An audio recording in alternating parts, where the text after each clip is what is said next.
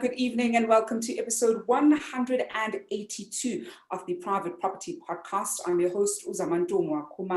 It's the Wednesday edition of the Private Property Podcast. Usually we would have somebody from the ASA Home Loans team. While it is the beginning of the year, we're doing things slightly differently, but we do promise you that they will be back on your screens as usual right here on the Private Property Podcast. Well, if you're joining us for the first time, welcome. Where have you been all these months? You've certainly missed out on quite a lot of great episodes that are going to help you on your property journey. And if you want to catch up on some of the great content that we've brought on your screens, then do make sure that you go onto our Facebook page as well as our YouTube page, where you can catch up on all the great episodes. And one of the things that you're going to find, especially on our YouTube page, also on our Facebook page under the videos, so you're going to also find that this show is not the only show that comes to your screens on the Private Property social media platforms, but we'll also bring you the first time home buyers show that you can look forward to later this evening. SC Classen will be coming to your screens at 7:45. So if you're a first-time home buyer or contemplating buying that first property this year, and you want to hear the journey of various first-time home buyers and how they've gone about buying their first property, some of the mistakes that they made, and some of the milestones that they essentially reached with buying that first property, then you certainly want to make sure that you catch that show. And we also cater to all of those who've got green fingers at home or want to go into agriculture with the farming podcast. Bali brings that to your screens every Tuesdays and Thursdays at 8 p.m. right here on the Private Property social media pages.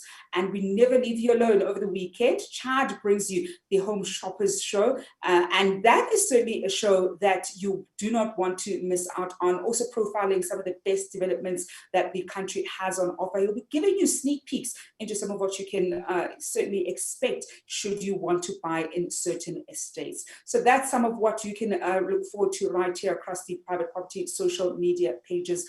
And one of the things that we love doing, and we do this very regularly, is always having competitions, whether it's right here live on the show or across our social media platforms. One that we're running even on our website is the Sherlock Holmes competition. And all you need to do is watch out for the clues on our social media pages and follow the prompts. You will be taken to our website where you'll be able to essentially follow where the riddle tells you to go. And the lucky winners are going to walk away with cash prizes that we'll be announcing every single Friday right here on the Private Property Podcast. So there's always a chance for you to win, and certainly win big. And we also love hearing from you. We love hearing from you. We love seeing your property stories on our social media pages. I love hearing from you as well. You can hit me up on @Zamantungwa_K on Twitter as well as on Instagram. So do make sure that we make this property circle bigger. Invite your friends and family to join the property circle, because we really do love sharing knowledge with so many of you. And one of the things that we're looking at this year that I'm quite excited about, especially with this evening's conversation, we're having somebody on who is no stranger to the private property family. We've had her on the show quite a number of times. That's Michelle Dickens, who's the MD and co-founder of Tpn Credit Bureau. And we're going to be looking at the latest Tpn vacancy survey. Quarter 4 data is out. It's very fascinating. I was going through it a couple of days ago, and I think one of the really insightful things that it will help you with is getting a better sense of some of the property decisions that you will make this year, especially if you're looking at buying an investment property, looking at growing your property portfolio, really understanding and having a holistic picture of what the numbers look like. We always say you must run your numbers, you must run your numbers. And oftentimes when we run those numbers, we look at, what your bond cost is going to be, what the cost of, the home ownership is going to be, what the potential income is going to be. But one of the other numbers that you want to look at is vacancy rates in the areas that you want to buy into, what the trend has been, where it's going. Are we going to be seeing rental escalations? We've seen that the effects of COVID has meant that a lot of tenants are not able to pay their rent, certainly not able to pay rent on time, or have had to ask for rental reductions. Well, that's some of what we're going to explore this evening. And also what, as a landlord, you can potentially do to remedy this situation, especially right now during the COVID-19 crisis. Michelle, good evening, and thank you so much for joining us this evening, and Happy New Year to you. Hi, Zama, and back to you. Happy New Year. May it be safe and successful. And I'm always excited to share data. It's always great talking data with you, Michelle. I mean, there's always something new and insightful that I pick up every time we have a conversation, whether it's on air or off air. And I think one of the great things that I love is, I love making data-driven decisions. I nerd out over data. And one of the big things, and we'll get to it right now, when I was looking at the Q4 survey, was just the high vacancy rates in some popular areas in Gauteng, and one that pops to mind is Sandton, which was quite shocking to look at, but you also know that it's actually not shocking. But before we get to the certain specific areas, perhaps first just paint a picture for us of what the national vacancy rates are looking like or for Q4, and what they are like compared to the previous quarters, but also compared to Q4 in 2019. Thanks, Zama. The vacancy rates have just been increasing a little bit, even prior to the lockdown. And that's been driven by this kind of decreasing demand for rentals and an increasing in stock, certainly in the Gauteng area and absolutely within the 2019 period. There was a lot of construction happening in the Gauteng market. And a lot of that construction ended up in the rental market. Sales were depressed. It's a weak sales market. And so a lot of institutional landlords building big portfolios of rental stock. And as those big portfolios of rental stock come into the market, what that does is it drives up a high amount of supply at that point in time. And so landlords then, with existing properties, are competing against newer properties, potentially better maintained, better security, better area, comes with appliances. And so that drives up the stock. And there was this weakening in demand already back in 2019. Enter 2020, and we all know this is the lockdown year. Q2 is really the hard lockdown month. And as a result of that, there wasn't actually a lot of movement because there was this restriction on movement. So tenants weren't actually allowed to pay. That's a different story because that's going to impact our rental payments. But what it's doing at the moment in Q2, there's not a lot of movement. So there's a restriction of movement. It's not having a big impact on the vacancy rate. What happens in Q3, though, people are now able to move and people have lost their income. So now all of a sudden you've got this consolidation. People are saying, oh, I've got to move in with friends and family. I've got to make a plan because I don't have an income. So we have this consolidation. Enter Q4, vacancy rates continue to rise. And this again is just this long-term effect on this lack of income and the lack of, over 1 million people lost their jobs. If you look at I think it was July, Bank Serve Africa released data that said 34% less people earned an income in July 2020 than in July 2019. So that's in Q2. In Q3 in October, their latest data, only 10% less people earned an income in October compared to October 2019. So you can see that there's an improvement in terms of people that are recovering and now starting to earn an income, but the incomes aren't where they were. And absolutely not at our top end of the market and at our low end of the market. Why for the top end? Well, the top end aren't relying purely on your basic salary. They are relying on those extra incomes, dividends, management fees, bonuses. There's other income that is supplementing their basic income. At the low end of the market, we've got people who are casual earners, weekly wage earners, and we know that they were the most affected. And so when you look at the vacancy rates, that's where we're seeing the vacancies. And, Michelle, I'm certainly interested to hear your view on some of the areas that surprised you in terms of the decrease or increase rather in vacancies, especially if you look at the historical data. What were some of the areas that came as a bit of a surprise, and if there were other areas that improved in terms of their vacancy? Because I think one of the things that we saw is that the higher end were also looking at different ways that they can downgrade and save some money. So look at places that offer slightly lower accommodation. And I think some of the landlords who were able to fit in that space found themselves having a few tenants who actually wanted to take up their space. So did you find, firstly, that there were areas that surprised you? Which ones? And secondly, then areas where the vacancy actually improved? So let's talk about Tshwane. Who works in Tshwane? A lot of government employees. So Tshwane was an area that didn't suffer as badly as the rest of the country. We had much less reduction in terms of our good standing ratio. The tenants weren't as badly affected and continued to pay their rents on time and in full. Although Centurion for quarter three really held out and then kind of blew out in quarter four. So a little bit further away from the city centre of the Tshwane city centre. I was surprised by that. I thought Centurion might have held out for quarter four, but they didn't. They went into double digits, from 5% vacancy in Q3 to double digits in Q4. Sandton obviously blew out. I mean, this is a luxury end of the market. When I talk luxury, Zama, I'm talking about properties that are on above 25,000 Rand per month. It makes up only, prior to the lockdown, 1.8% of the market. So it's a small market share. During the lockdown periods and posting Q4, you can see that that number plummets to 0.9%. So we lose half the market share in that particular above 25,000. But I am cautioning to remind everyone it's only 0.9%, it's 1% of the market.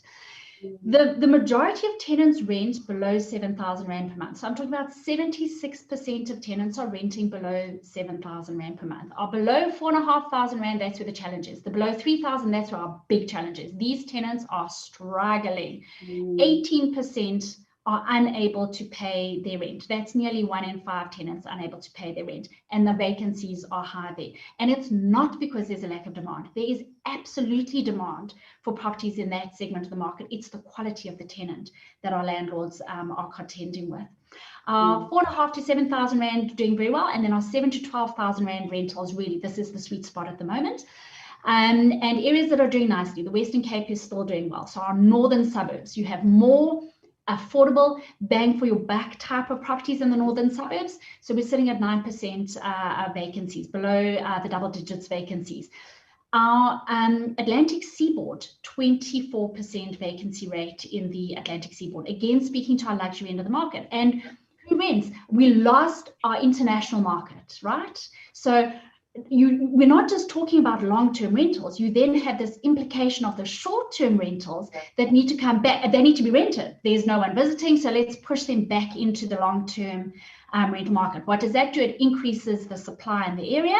The increased supply in the area, there's not enough demand, and that drops the price back down. So the vacancy rates impact the escalation rates. And so what are you going to end up happening? We're going to start seeing we're seeing it now. Preliminary data says negative escalations, and we can unpack that in a moment.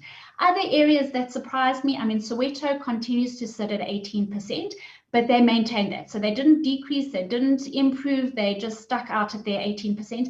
And again, this is those informal weekly wage earners that are struggling without an income. It's difficult to go and get a rental.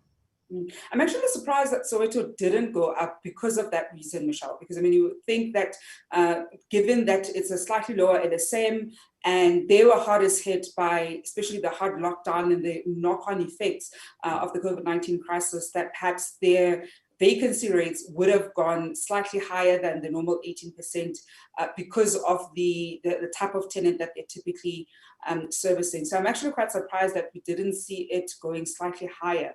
And I want us to look a little bit. I'm sorry to interrupt you. I actually think that the Soweto market is quicker to say, you know what we need to do? We need to look at our rentals and we need to adjust our rental price. We're at the top end of the market. It's difficult to adjust a 30,000 Rand rental by 5 or 6 or 7 or even 10,000 Rand. It's a lot of adjustment going on there. Yeah. And that actually brings me to what I wanted us to talk about, because when we then look at that negative escalation, that you're saying that perhaps that's the reason why Soweto maintained 18% vacancy. Well, that's certainly impressive from the Soweto landlords, that you're able to adapt to where the market is right now. You're seeing that we're in a global pandemic, and you can see the economic effects that it has on your tenants. And you're probably weighing your options of, do I let this tenant go because they cannot pay, or do I recognize the fact that I've had this tenant for X number of, whether it's months or years, they're a good tenant, they pay on time. So instead of saying, look, rent is what it is, you need to make it, you almost try and adjust until things get slightly better. And we've seen that for the most part, things are not getting better for a lot of people. There are massive job cuts across different industries. So I want us to then talk about that negative escalation, Michelle, because one of the things that a lot of landlords kind of bank on, especially new time landlords who are looking to go into property investment, they think, or they have this perception that, look, rental escalates every year, you can escalate it by 10%. So if you're starting off, this year at 6,000, by next year, the next tenant, or even that same tenant, you're going to be, collecting these different kinds of expectations that sometimes landlords have. And unfortunately, not all of them are able to financially materialize. One of those reasons, of course, is being in the middle of a global pandemic that has an economic effect. So how should landlords be viewing the issue of negative escalation, and some even having to decrease their rental? Because as you're saying with Soweto, they probably did that, where you're saying, look, let's rather adjust the rental amount. 10% for a landlord might, in the grand scheme of things, actually be small when you calculate, having to find a new tenant and having to essentially gamble on whether that tenant is going to be a good tenant or not. So how should we be looking at the issue of negative escalation and how we deal with the current tenants that we have, who potentially may not be able to afford that escalation or may ask for a rent reduction? So the first thing we do is we never gamble on a tenant. Thankfully, we have data to back our decisions, so that's always a good thing.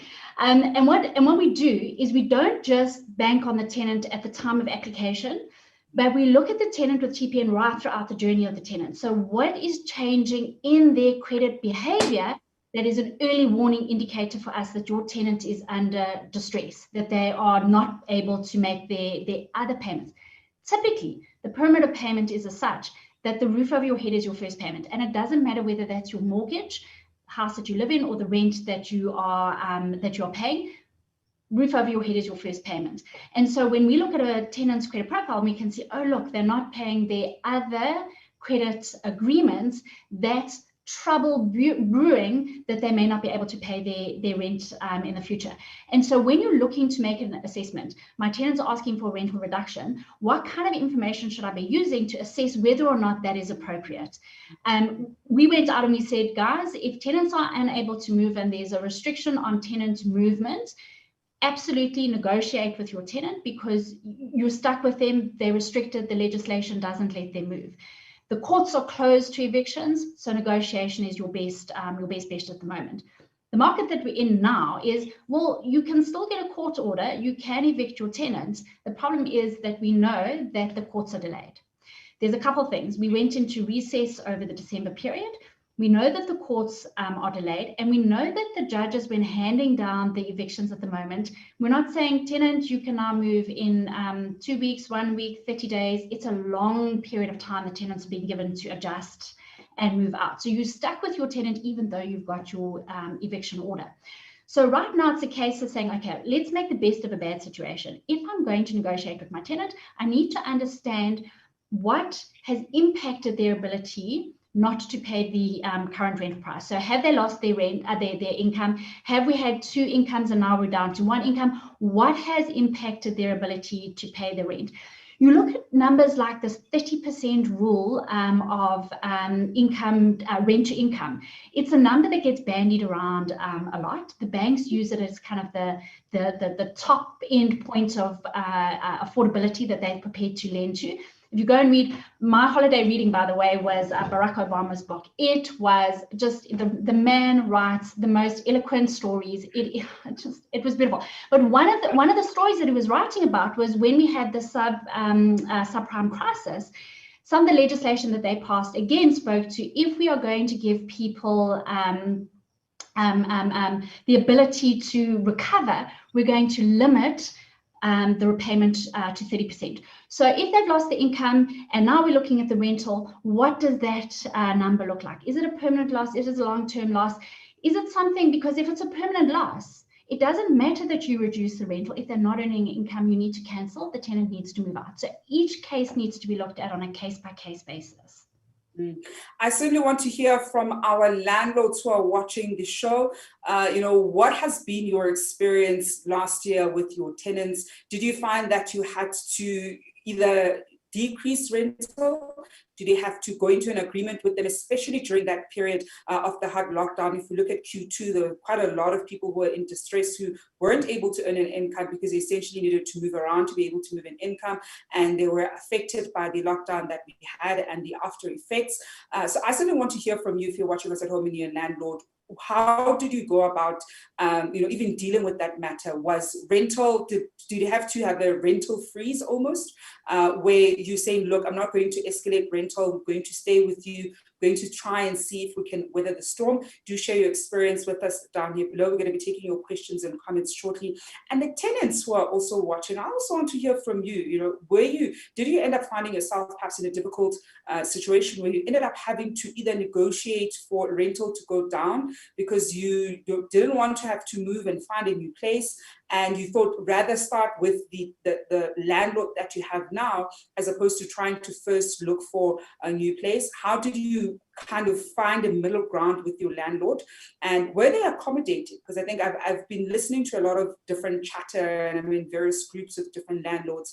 Some are very understanding, some complain that some of their tenants were taking chances, and I mean, one of the things that landlords would say, okay, I'm understanding that we're in the middle of a global pandemic, let's also have supporting documents, because if we're going to have amendments like decreasing rental by 10%, we're going to have to sign sort of, perhaps add an addendum to the current lease agreement that speaks to that, so that we're both essentially covered. So they would want proof that your pay has in fact been affected, or whatever the case is. So do share what your experience has been last year when it comes to either collecting rent or paying rent on time. I'm taking your questions and comments. I know that I've got a question from my Twitter page. So if you also want to send it through there, the handle is @zamantungwa_, okay? And we've got a question from Utabo who asked Michelle. Tabo wanted to know, his question was, does TPN have any effect on the record of a prospective property buyer?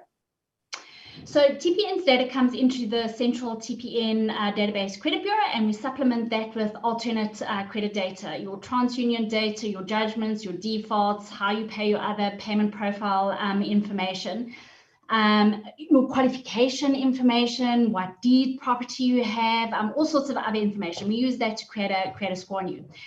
The flip side of that is that data now needs to go back into the banking sector. And so not yet. The answer is, at the moment, the banks aren't using that as a direct line to improve the score of tenants who have a history of paying. There's two things. Tenants who don't have much other credit and can use their rental payment profile to improve their credit score.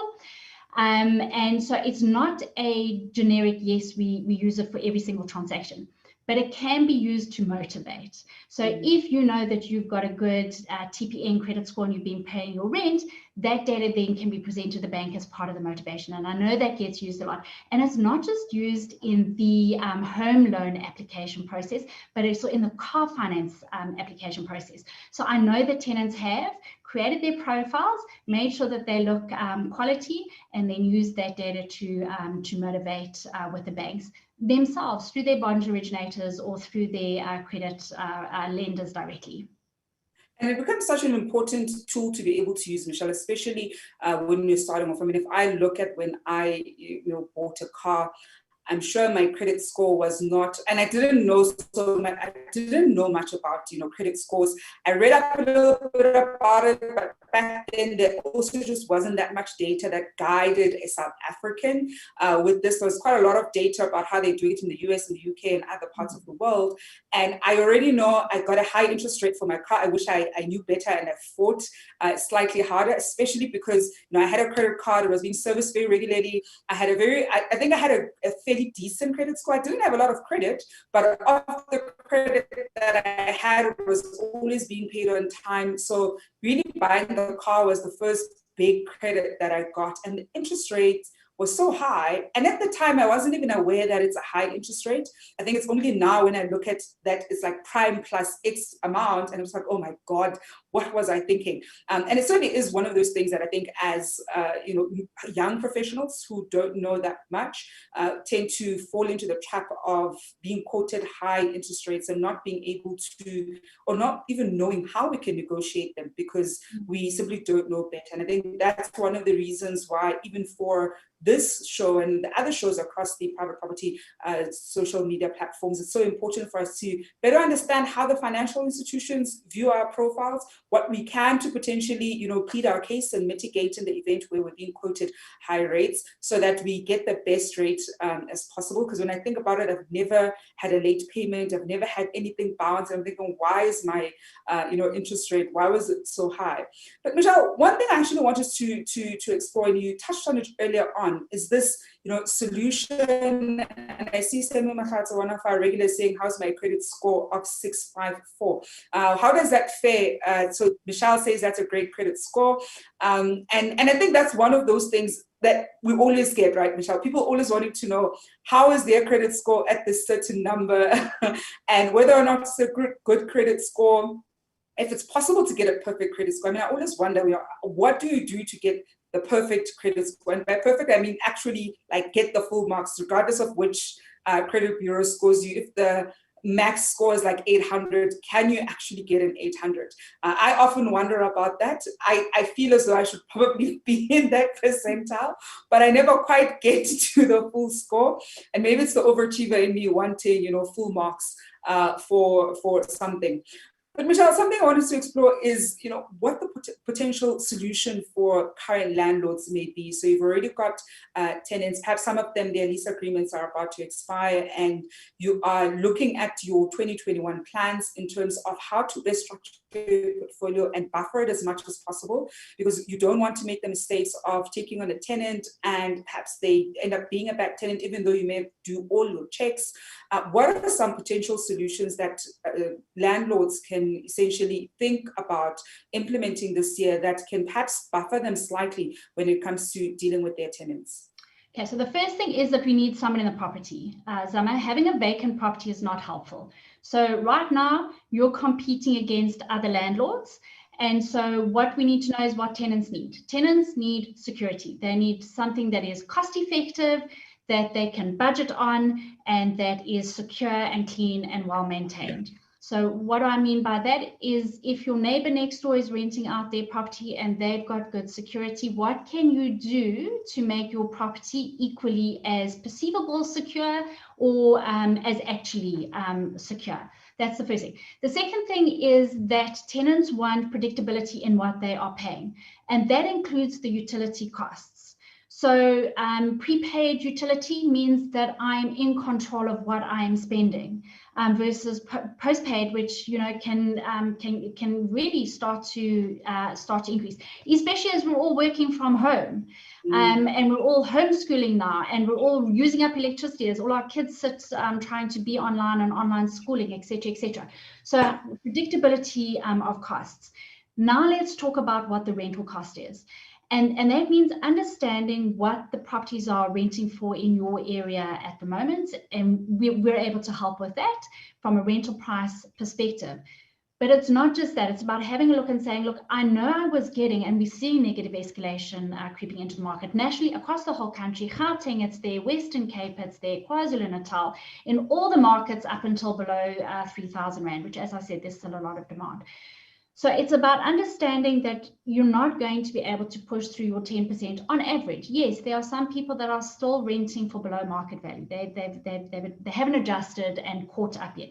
And there are landlords that are sitting in that position. So simply because we say there's a lot of negative escalation does not necessarily as a landlord mean that that's your story, because you might not have been doing your escalations up until this point at the moment. So that's important to understand. And when you've got your property on the market and you'll know you're taking 20 people through the property and no one's biting, or you're advertising it and you're not getting a single call, guys, your rent is too high. Your rent is too high. So you're going to have to go back and it doesn't mean that you have to drop it by 10%. Drop it by 5% and see what happens. Play with the market. But really, if you're not getting the phone calls coming in, your rent's too high. So you want to not have it vacant. You want to have a tenant in it. You want to maximize absolutely that you rent it out for. And then you want a good quality tenant. Please, I beg of my landlords, do not place a tenant that has a bad credit score and does not have an income and absolutely does not have the affordability at the moment. You are setting them up and you're setting yourself up. I'm going to repeat that. You are setting your tenant up for failure as much as you're setting yourself up for failure. And you're going to know within 2.5 months, because on average, the tenant's going to pay month 1, month 2. I know because the data tells us they're going to pay month 1, month 2, and then in month 3, nothing. And so you're going to know in month 3 that you haven't been paid. And then the problem is that we've seen an increase in squatting tenants. And so a squatting tenant in our database means that the tenant has not paid rent, not a cent, for a minimum of 4 months. This is not something that you want to be dealing with. It's a very big risk. Having a tenant in the past that didn't pay, typically you would give cancellation and they would move out. That leads me into my next suggestion, not to sign these 12 months fixed term lease. The 12-month fixed term lease, what that does is it means that the Consumer Protection Act applies to that fixed term consumer agreement. And so if you sign month-to-month leases, let me take a step back. The Consumer Protection Act requires that these fixed term lease agreements, the tenant must be given 20 business days to remedy the breach. That's a whole month. On the first, they're due to pay. On the second, if you're really on the ball, you send a letter of demand. That's taking all the way to the end of the month before you can cancel the lease. If you sign month-to-month lease agreements, you can then cancel within 7 days of your tenant defaulting. So that saves you a lot of time in terms of your default process. We are taking your questions and comments at home. I see some of the Top Fan Gang members are sending through some of their questions and comments. On Facebook, we've got Usasanda Mkoji, who says, I avoid credit by all means. In fact, I've never bought anything on credit. I always buy cash or lay by. Do I have a credit score? If not, what can I do to have one? Yeah, often what we call that in the credit industry is a thin credit file. In other words, there's not a lot of information about you. And so the bureaus won't negatively score you, but we're not going to give you a great score either. So you're going to get this really bland profile coming back, and the credit providers are going to say, you haven't shown that you're a delinquent payer, but you haven't shown that you can pay. And therefore, if we were to risk you, how are we going to mitigate that? Zama, back to those high interest rates, as you spoke about earlier. We've got Semi Mahlatsi, who was responding to Susanda, saying that I built mine by getting a cell phone on contract as I avoided getting a credit card to use and pay the money back after. That's why I think many people get low credit score for not paying the card on time. We've also got Bong Sabakwena, who said, my tenant asked for a credit for a rent reduction and I refused. I offered them a year of no increase in rent, and that was good. I was prepared to sell the property if push came to shove. And I think, Michelle, that's probably one of the things that a lot of landlords are going to have to contend with when you look at your tenant, perhaps even look at the property itself in its entirety, perhaps the journey that you've walked with that property, what you think you may be able to get in the years to come, because sometimes it may happen that perhaps you didn't buy that well when you bought that property, and you've kind of kept it on your portfolio because you are able to get the rental for it, but now it's you're finding yourself having more trouble than before. So maybe you're going to rather offload that particular property. I certainly want to hear then from you, Michelle, before I let you go. how should landlords be looking at 2021, especially as some people who are potentially going to be buying new properties, some people who are going to be, as I was saying earlier, adding new properties. When we look at almost have a 2021 rental outlook, what would your 2021 rental outlook essentially be? It's going to be a tough year. It's absolutely going to be a tough year as a landlord. But let's look at the positives. So some of the positives are, unfortunately, there are people that are going to be over-invested, and there are going to be distressed properties coming onto the market. And that may be investment properties that are coming onto the market, and it may be people's primary residence as they themselves have faced financial distress and are exiting either to downscale or to go into the rental market themselves. So there's absolutely going to be distressed properties coming onto the market at the moment. It doesn't matter that there are distressed properties, you still need to approach every property and every opportunity to look at it to say, what is this property valued at? Am I able to get it at a discounted price? If I am getting it at a discounted price, what are some of the considerations that I need to be thinking about? Am I going to get vacant occupation, or am I going to be getting a delinquent tenant that is that I'm going to need to evict when I take occupation of the property? And these kind of things need to be in your sale agreement, in your OTP. So make sure that you're signing that you need vacant occupation then of the property. And if you are taking a tenanted property, remember the Heer gaat voor koop rule, which means that you step into the shoes of the landlords and you take whatever kind of tenant there is in the property at the moment. And so you want to understand, what does the lease agreement look like? What does the rental payment look like as a tenant that you're going to be taking on at the moment? Because you can't simply come in and cancel the lease and say you need to vacate. And then you of course need to look at your costs of holding the property. So we know that rates and taxes are going up. We know that levies are going up. We know that the holding costs of the property are going up at the moment. At a much higher rate than what your rental escalations are going up at. And B, downplay the rent that you think that you're going to achieve for the property. You know, don't push it to the max of getting your numbers to work. And then, of course, the interest rates, they're low. They're very, very low at the moment. Is there going to be an interest rate cut tomorrow? Is there not? I don't know. I'm not going to say anything about that. But what I am going to say is they're low in any event. And so at some point, they're going to start going up. They're not going to remain here forever. And when they do start going up, then our costs go up as well. So we're going to have to cash flow that increase. So as an investor looking at future rental, you almost want to budget at that higher cost. Mm-hmm. And that's actually such a great tip, Michelle, that we kept emphasizing last year for a lot of potential property investors and even current investors who were looking at adding properties on their portfolio, that, and as much as we're looking at historically low interest rates, you want to budget at the rate that we're at, like in January last year. See if you can still afford it at that particular rate. And if you can, then even pay perhaps that, extra, or put that aside so that you're building that emergency fund for that particular property, because we know that we're not going to stay at the current interest rates. We're simply not, as much as we'd love to. It's simply not. I mean, look, I think we would absolutely love it. I'd even say we probably need another 50 basis points, deduction, and we're probably going to be happier at that rate. But the reality is it's not going to stay like that. So you also want to make sure that you're not overly invested, as Michelle was saying earlier. So don't overgear your portfolio, because the consequences of overgearing, especially during this period where interest rates are so low and you almost, you max yourself out completely, where there's no breathing room, is so dangerous, because we are going to see the interest rates going up, but we're also going to we're not going to have the ability to increase our rent at the same rate. So it's so important for us at home to take a very holistic approach when it comes to our property portfolio and the property purchases.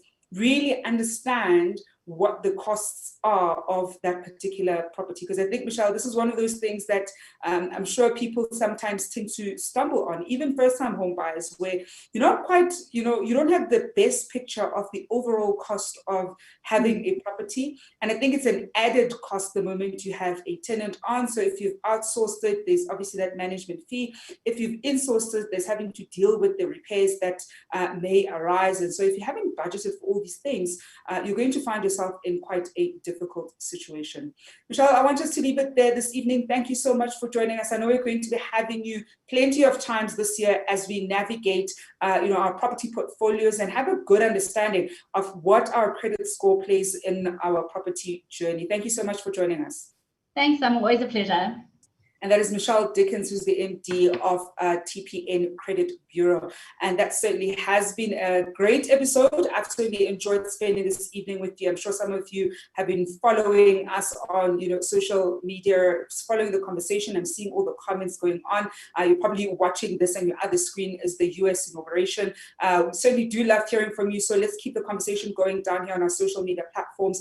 I'm on @Zamantungwa_care. And of course, remember to enter the Sherlock Holmes competition that we're running. We will be giving away those cash prizes on Friday right here on the Private Property Podcast. Well, that's it from me, Zamantungwa Khumalo. I do not leave you alone this evening. It is a Wednesday, so Esty Clarkson will be joining you shortly with the First Time Home Buyers Show. Until then, stay home and stay safe.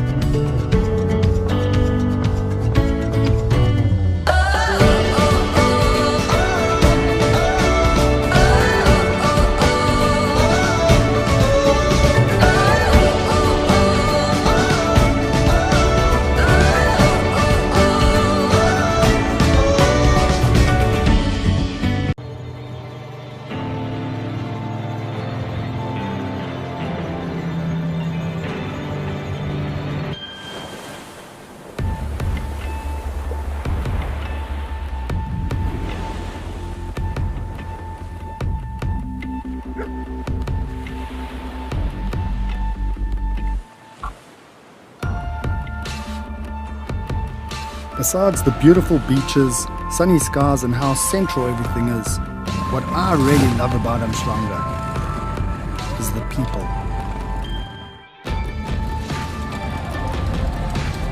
You can't help but become immersed in the culture, and you'll find people connecting in the most authentic spaces. It's just got this vibe to it.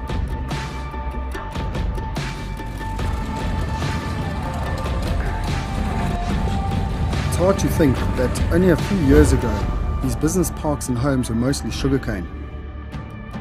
The rate that this area has been developed at is truly mind-blowing.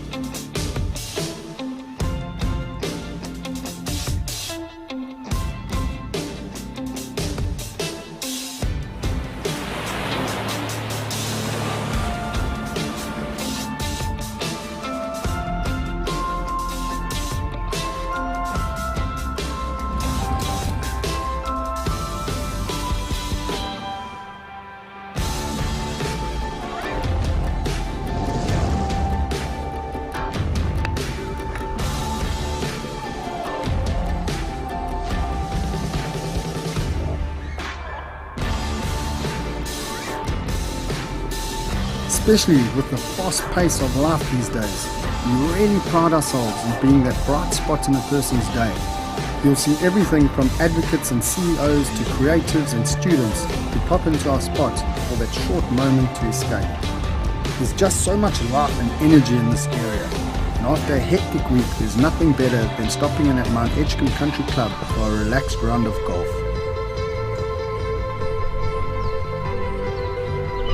The beauty and serenity that the estate offers really inspires me. There's honestly no place I'd rather live. That's my Umhlanga.